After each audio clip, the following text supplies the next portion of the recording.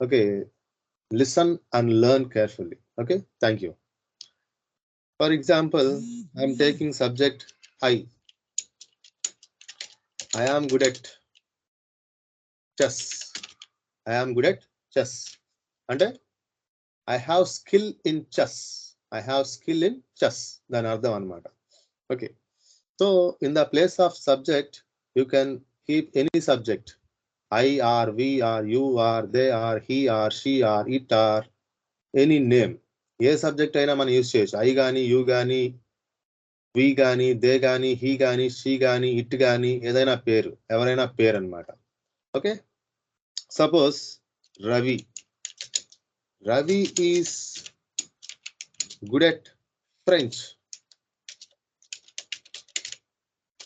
రవి ఎందులో స్కిల్ ఉంది? Ravi has skill in